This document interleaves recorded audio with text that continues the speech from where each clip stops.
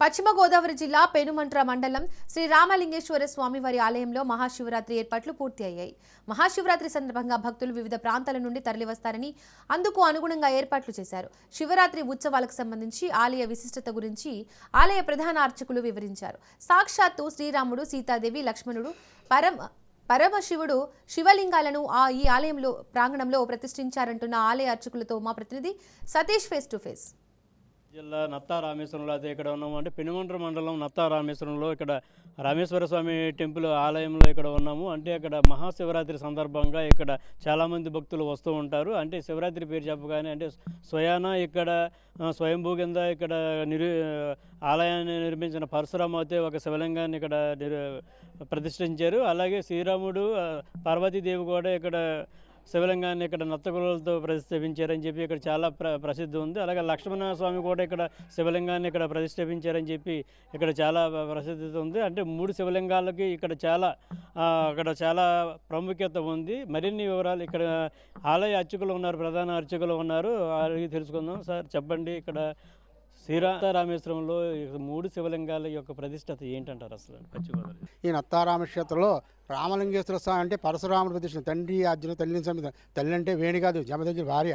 ఆవిడ ఎప్పుడు కూడా గోదావరి కొట్టుకెళ్ళి ఇసుకొండ చేసి ఏ రోజు కూడా నీళ్లు తీసుకురాలి. ఆ రోజు మహారాజులు, గంధర్వగంజులు, రాక్షసులు విపరీతంగా ఆనందంగా వెళ్ళిపోతున్నారు. ఎప్పుడైతే ఆనందంగా వెళ్ళిపోతున్నారో వాళ్ళందరినీ చూసి ఆనందపడిపోతే ఎంత చేసినా కూడా కొండ అవ్వలేదు. ఓహో భర్త ఇలా చూసేవు కదా అని కొడుకులు కేకేస్తారు. ఎవరు కూడా నేను సంవరిస్తున్నారు, పరశురాముల వారు నేను సంవరిస్తాను, నా తల్లి నాకు కావాలి, నా శ్యామపుత్రం కాదు. ఎక్కడైతే ఓంకారం విష్ణుమన్నాడు, తండ్రి ఆజ్ఞ ప్రకారంగా తల్లిని అందరినీ సంవరించేశాడు. ఆయన అందరినీ బతికించేశాడు. ఓంకారం సద్వాన్ని ఓం నమ శివాయ, ఓం నమ శివాయ. కైలాస పర్వతం శివుడి దేవుడు కూడా వెళ్తే శివుడు కూడా అదే వరం ఇచ్చాడు. ఇదంతా దండగారు. ఈ అరణ్యంలో ఉంటారండి పుల్లు, సింహాలు, ఋషులు అంటే వాళ్ళు గుహ మధ్యలో నువ్వు తీసుకుని నూతిలో కోసం జపది చేసుకునేవారు. ఎప్పుడైతే గోస్తున్నది, గోవు స్థలం నది అండి. ఈ నది ఎప్పుడైతే నది వచ్చేస్తుందో వాళ్ళు పైకి వచ్చి మాయైపోయారు. ఆయన ఇక్కడికి వచ్చాడికి ఓంకారం సిద్ధమండి ఓం నమ శివాయ, ఓం నమ శివాయ అని చేత ఈ నదిలోనే ప్రతిష్ఠేస్తారు.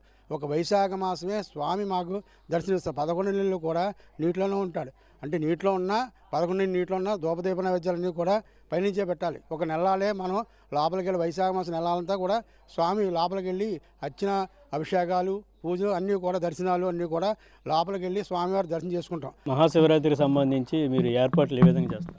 శ్రీ రామేశ్వర స్వామివారి దేవస్థానం నత్తా రామేశ్వరం. ఈ స్వామివారి దేవాలయానికి ఎగ్జిక్యూటివ్ ఆఫీసర్గా పనిచేస్తున్న నా పేరు పొలగం వేణుగోపాలరావు అండి.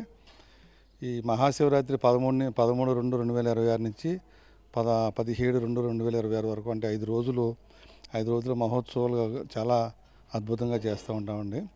ఈ స్వామివారి కళ్యాణం చూడటానికి కానీ స్వామివారి దర్శనం కోసం దూర ప్రాంతాల నుంచి చాలామంది భక్తులు వచ్చి స్వామివారి దర్శనం చేసుకుంటారండి.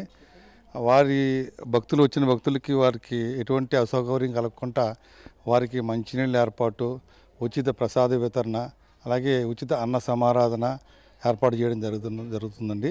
అలాగే వాళ్ళకి తాత్కాలిక మరుగుదొడ్లు, అలాగే వచ్చిన వారు క్యూ లైన్లో సక్రమంగా వెళ్ళే క్యూ లైన్ల ఏర్పాటు, చలువు పందిళ్ళు, ఇలాగా స్నానాలు చేసి స్నానాలు అందరూ స్త్రీలు బట్టలు మార్చుకునేడానికి ప్రత్యేక గదులు, ఇలాగ అన్ని రకాల సౌకర్యాలు కల్పించడం జరిగిందండి. భక్తులకు ఎటువంటి అసౌకర్యం కలగకుండా. స్వామివారి కళ్యాణం రాత్రి 14వ తారీఖు రాత్రి 2 గంటల నుంచి స్వామివారి కళ్యాణం, తెల్లవారుజామున 3:30 నుంచి స్వామివారి దర్శనం జరుగుతుందండి.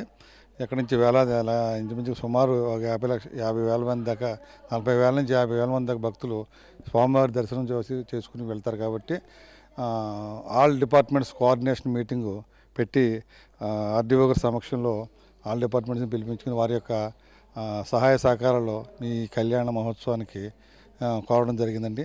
వాళ్ళు కూడా నిన్న కూడా మళ్ళా ఎంఆర్ఓ గారి అధ్యక్షతన మా టెంపుల్ ప్రిన్సెస్లో ఆల్ డిపార్ట్మెంట్స్ కోఆర్డినేషన్ మీటింగ్ పెట్టుకుని వాళ్ళ యొక్క సహాయ సహకారాలు కోరడం జరిగింది. వాళ్ళందరూ కూడా మా ఈ స్వామివారి కళ్యాణానికి వచ్చేసి వాళ్ళ యొక్క సహాయ సహకారాలు అందిస్తారని మేము కోరుకుంటున్నామండి. పరశురాముడు నిర్మించిన అక్కడ శివాలయము, అలాగే లక్ష్మణ స్వామి నిర్మించిన శివాలయం ఒకటి, అలాగే రాముల వారు, సీతాదేవి వారు నిర్మించిన మొత్తం శివలింగాలు మాత్రం ఇక్కడ ఉన్నాయి.